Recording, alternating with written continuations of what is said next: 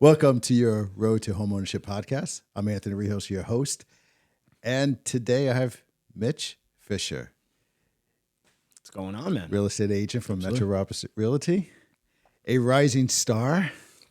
Been in this industry for 3 years. He's really making a difference. In the last 3 years, you really have become a rock star. Appreciate it. You're going to continue becoming a rock star. Hoping. And today we're going to dig a little deep on, I guess, your journey, and we're going to talk a little bit more about that as well. Maybe some advice to some new agents coming in. But before we start, tell me a little bit about what led you into real estate. What led me into real estate? I got into real estate right shortly after I bought my first house. When I went through my home buying process, it was not exactly the norm. I ended up buying a FSBO. Well, my grandfather bought a FSBO. I bought it from him, but there was no agents, nothing involved. So it was a lot of learning on the go before I even had the knowledge. Yeah. And then once I went through that, it was a little bit of a nightmare. And we had some issues because, we waived an inspection and then we ate the consequences of that. So, And when I went through that, I was like, none of my friends, because I was the first one of my friends really to buy a house. So I was like, they're not going to go through that. I'm going to make sure that they're taken care of. And I just wanted to do something productive. Yeah. And you got into real estate. Yeah. So do you remember your first deal? I do. And how did it go? First deal, it was a mobile home up in Lockport. Okay. Absolutely. Yeah. I picked up a client from an open house that I was holding. It was like my second open house that I ever held. And sold a mobile home up in Lockport for $49,000, and I was super stoked. And I wanted to do it more. It was a lot of fun. It actually went really smooth. Yeah. There wasn't a lot of time. Mobiles go quick. Sure. So, it was nice, quick, easy. But I got it done. Still talk to that client. We're friends now. That's really cool. So tell me a little bit about some inspirations in life, in real estate. What inspires you about it? What inspires me? To be honest with you, my biggest inspiration is probably my parents. Yeah. I'm just honestly, without my parents, this wouldn't have been possible. Growing up, I watched them go through hardships and adversity, and they just, I never felt it as a kid. So knowing now as an adult, you know what I mean? I can look back on it and appreciate it a little bit more because, all the things that they did for me, that is probably like my biggest, inspiration I look to. A lot of sacrifice. Yes. I imagine. Yeah. Yes. Parents do that, man. Parents sacrifice, and, watch my mom do it too. I have a son now.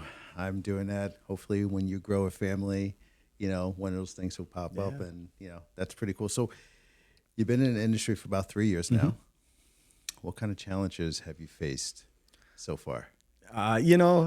Everywhere from the cold calls where you get called some crazy names to, it's deals falling apart at the closing table, everything in between. You have some issues, appraisal repairs that, get, I guess, discussed over who's going to be covering it on the deal, and all those things that go into getting a real estate transaction closed. Luckily enough, I've chopped my teeth on a lot of tough deals my first couple of years. So always get to have the first couple of years, get the tough stuff out of the way.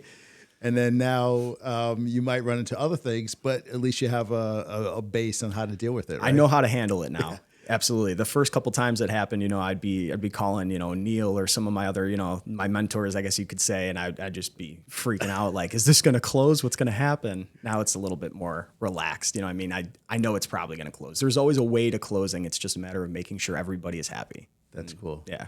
That's cool. So tell me about some of your routines, habits that you have that's making you somewhat successful in this industry. 3 years in, well, let me go back for a second. Tell me about that first year. What did you go through that first year? The first year, that was a year spent learning more than anything. That was sitting in the training center. Every single training class, networking event that I could go to, I was going to, just trying to be a sponge. I think my first 6 months, I didn't talk that much. I was just trying to listen. I was just trying to be a sponge. just take in everything from all the other successful agents that I'm seeing and try to do that myself. So yeah, your first year was spent really learning, getting my name out there, handing out cards, driving to businesses, putting business cards up on the little cork boards and all that. So yeah, that was year one. I still do that. I don't know why. I still put my business card on those cork boards. Yeah. No one, I got 0 calls from that, but I still do it. Yeah, absolutely. It's Why just not? fun. And then when I go to Anderson's or whatever, You see yourself then. It's like, oh, there goes me. I'm famous. I'm on the board. I'm on the billboard. A cork board at Anderson's, but I made it. We take those. We take those small W's. You know? So you did a lot of training, a lot of you listened a lot, learned a lot, and how did you develop some routines and habits to kind of, because after year one, you had a great year 2, year 3. Explain that. So yeah, I really bought into the like the blocking method, like the time blocking, the Buffini method. I really bought into that. Really, some of the routines, like especially the first year and a half, I would say I did open houses both days every weekend. Every weekend. Yeah, just any open houses I could. I was doing just because I wanted to get the experience of talking to people. Not so much. I hate the term I use a script because I don't want to be uniform like that. That's just not who I am. Yeah. But I got comfortable talking to people about real estate. That way there it didn't feel like I was stumbling over my words then, because the first couple times you talk about it, you're not exactly super confident. You're trying to say the right things, but then it clicks one day, and so I wanted to get those reps in. I try to do at least 2 hours of prospecting a day, Monday through Friday. I take the weekends off prospecting just because I don't want to write postcards on the weekends. Yeah, sure. I do all my postcard writing and my mailers and calling, texting. Well, texts are still over the weekend, but yeah. So making real estate your world, what does that mean to you? Like making real estate my world. Because just by what you just said, I said this before, I'm going to say it all the time. It's all about your diet, right? So your diet's not just what you eat. I love ice cream. I love desserts. And if I eat that all day long, I'll be a mess, right? Absolutely. Same thing in life, right? Your diet's not what you eat. It's what you listen to, what you read, everything that you consume, right? So making real estate your world, it's almost like that's the first year as an agent, second year, third year. You just have to constantly do that, right? Yeah. Yeah. So, you want everybody to look at you or hear your name and kind of think of you and associate you with real estate. That's the goal. If people see me, my peers see me, my friends see me, even my close friends, they see me, they go, oh, Mitch, well, he's a real estate agent. That's that was kind of my goal year one. I really wanted to make sure that everybody associated me with being a real estate agent. Yeah. Because that's number one. That's really important. Because if they think of you as, oh, it's Mitch, my neighbor, they're probably going to forget that I'm a real estate agent using somebody else. Do you have a sign up or something like that? I do. Tell me about that. I do. Yeah. I do. So I have a flagpole outside my house. Typically, I have an Eagles flag flying in the season. Whoa. Yeah. Well, hold on. You're in a Buffalo Bills territory. Yes. And you're talking Eagles. I know. So I know. Explain that. So I've been an Eagles fan since I was a kid. Yeah. I grew up in a Raiders household. Yeah, and when I got into football, my dad told me, gravitate to whatever team you like, and Eagles had cool colors, a cool logo, and really cool people on their team. So I started watching football when I was 7 or 8. I've been an Eagles fan since. Holy smokes! Yeah, it's hostile here. It is. So I'm going to confess, I'm a Jets fan. Oh yeah, it's pretty bad living here as a Jets fan and dealing with my peers, my family. I say my family, my new family, which is my fiance's family, right? Mm-hmm. And they're all Bills fans, of course.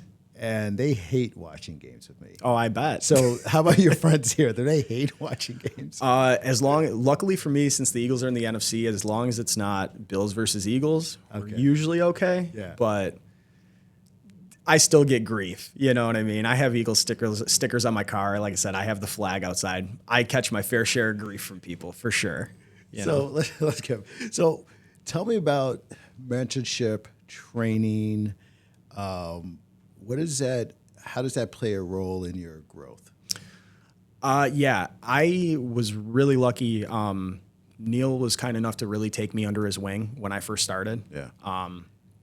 He's sharp, huh? Absolutely. Yeah, he knows his stuff. He apparently saw something in me that I didn't at the time, because he gave me all the tools to him and Jim, Ariel, everybody. They give you the tools to succeed. You just got to do it. But even now, I mean, I call Neil all the time just to ask him questions if I have something going on in a deal I haven't been through yet. I'm like, well, let me call Neil. Yeah. Let me see what he has to say. Yeah. Yeah. Yeah. Oh, take a sip here. Let me just grab a sip here too, my friend. Tasty water. Yes. All right. So, tell me about a client story that really, I guess, a success story, horror story, something that you learned from it. Let's see. And I guess it just made you feel like, okay, this is why I'm doing this. For sure, actually. Yeah, 100%. So I was helping, and I usually, it's funny. I work, naturally, we work with everybody. But, I have the most successful or most satisfactory work that you can do, I think, in this industry is first-time home buyers. Yeah. Because they are so thankful. And normally, what I learned is can be a very thankless job sometimes. They appreciate all that help so much, especially when you get them in their first house and just being there. And that's I think the thing that I learned with the first time home buyers. You really need to be there at everything. And that's really what I enjoy. That I love going to the home inspections. I go to my closings. I know not everybody goes to all their closings. I love it. Yeah. My favorite thing, my favorite part of the process is being able to hand the keys to my clients and be like, here's the keys to your house. That's cool. It's awesome. Yeah. So cool. I think early on, I didn't realize how involved you were going to be and how involved you were going to be in their lives after. Because I get texts from so many clients that are, what is this valve? Or do you think you could stop over one of these days and help me find my water turn off valve or like something like that? And like, I've done that, absolutely. Let me come try to help, So it's just, they don't tell you that in real estate school. You learn that on the job when once you're in the swing of things and you're doing deals and you're helping people, you realize that you end up being a part of people's lives way more than you expect to be. Yeah. So it's, you gotta be comfortable with that. Yeah, I think you talked about this earlier. You said it about transactional versus. Can you explain that a little bit? What we talked about? Yeah. So it's funny actually. Corey Mantell was the one that told me originally. I heard me and him were talking, and he used the term "people over numbers." Yeah. And I resonated with that so much. Yeah. I think that's the key to this industry is you just gotta do right by people. Yeah. You gotta help people as best as possible. Yeah, no, this is such a great industry. I've been doing this for many years and you make so many different friends. You grow with your clients. They constantly, you're not helping them buy a piece of furniture. You're helping them purchase a home for their family. Yeah. They're growing and they're building something, right? Yeah. And it's so cool to be part of that process. It is cool to be a part Yeah. of it. My second clients ever just texted me and they said, thank you for helping us get into a house. We're growing our family and it's all thanks to you. And I was like, I could have cried. Yeah. You know what I mean? Cool. Like that means so much. Yeah. You don't get that working, a desk job 9 to 5. No. That is something else. And the dopamine rush you get from that. Oh my God. Yeah. That's better than any sort of financial or anything, you know what I mean? That's cool. Just feels good, So what's one piece of advice you could give to a new agent starting out that's looking at this? Okay. I think you said a lot, but what's that one piece of advice? Do everything. Do everything. Do everything. Go to everything. Even if you think you've been to that training already, even if you have been to that exact training already, go again. You might take something else out of it. Yeah. You really will. Do everything. Go to all the networking events. Yes is your best word in your vocab from now on. Do you want to do this? Yes. You go to everything. You always take cards with you. Mm-hmm. You just try to get out there and talking to people. Yeah, no, that's very true. Yeah. That's very true. I had a new agent. He did an open house at a mobile home. Shout out to Dave. Dave, you're watching. He's Dave, big tall dude. Absolutely, right? absolutely. Guy's like 7 feet tall. Yeah, I'm only 5'8". I was gonna say, I'm not that tall either. Yeah, I know this guy towers, but he picked up a buyer. Yep. From doing an open house at a mobile home. Yeah. And the buyer went in there, and turns out the guy is buying a $250,000 home, not a mobile home. Yep. But he's just every week he's doing something. And I think for new agents coming in, you just have to be doing part. You have to be part of real estate every week. It's your job. It's not like a part-time job. No. If you're doing this part-time and trying to do both, you're just going to have 2 full-time jobs, and that's what's going to happen. Yeah.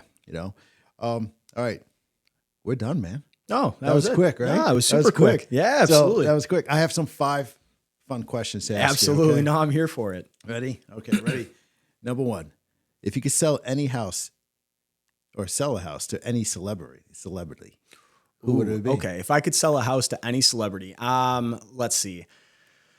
I don't even know if a lot of people know this because I'm a little bit of a nerd. I watch a lot of Twitch streamers and YouTubers and stuff like that. Okay. I would love to sell a house to Scump from Optic Gaming. He's Call of Duty Pro, former Call of Duty Pro. I'd love to sell a house to that guy just because I think he'd be fun to show houses to. Oh yeah, more than anything. That's okay. All right. What is your go-to pump-up song before a showing or a listing? My go-to pump-up song. Something that gets you pumped up, hyped up. Something that gets you pumped up, hyped up. Probably something, probably some old Nelly. Okay. Absolutely. Yeah, right, absolutely. right. Like some country grammar. Oh, absolutely. wow. Yeah. Old Nelly. Absolutely. Dude, you have to come to my, I live very close to Darien Lake now. Yeah. And we're building a concrete patio there, and Nelly's coming. Oh, man. So that's right. He is. Yeah. So I might have like a little party. No, I'll let you know. I might. If I hear it, I'm not going to pay for it. Absolutely. Right there, no, it's in your backyard. Got it. All right. If real estate did not exist, what would you be doing? If real estate did not exist, what would I be doing? I'd like to say something in sound engineering because that's what I was originally going to go to school for, and I was really into it. But the truth of the matter is, if real estate didn't exist for me, I would probably be working like a National Fuel or a job, something like that. Oh. Yeah, something with, benefits 401k because that's what my dad did. Like, my dad was, factory 401k benefits guy. So I probably would have followed suit, ended up somewhere like a Teamsters, Okay. Okay. I got you. What is the weirdest, funniest showing experience, listing experience, something weird, strange that you ever had? Yeah. So I was showing a house. In South Buffalo. It was me and my one client. We walked inside. We walked in the front door. As soon as we walked in the front door, we heard it sounded like somebody was running upstairs. It sounded like a scurrying upstairs. So I was like, it's a little curious. We went upstairs, went to the attic, and they had like a closet storage door. Closet storage door closed, and I was like, oh, what's in there? It happened to be somebody that was squatting. Was in the house when we were, and that was terrifying. Never went out of a house faster, because I didn't, Yeah. What do you do? I leave. That's you leave. Yeah, absolutely. Yeah. So, but that was probably the weirdest showing experience that I ever had. Yeah. That's good. All right. So last one. Mm-hmm. What's one thing people don't know about you? One thing people probably don't know about me. I have a lot of hobbies. I paint. I play the drums. Yeah. Typically, if I'm not working, I play a lot of video games. Okay. I'm a hobby guy. Yeah. I'm always, especially artistic stuff, music, art. I love it. Yeah. I love it so much. That's cool. My zen. Yeah. It's when I need to unwind and just chill. That's what I do. I break out the paint brushes or go sit down at my drum set and let off a little steam. Very cool. But yeah. Did you have fun? Oh, it's so much fun. It's a great time. Yeah. So tell everyone how to get a hold of you. So just right on Facebook. My name is Mitchell Fischer. Mitchell Fischer Real Estate is my email at Gmail, and That's it. Yeah, absolutely. coming. Yeah. Thank you for having me. I appreciate it, man. Anytime, man. Thank you.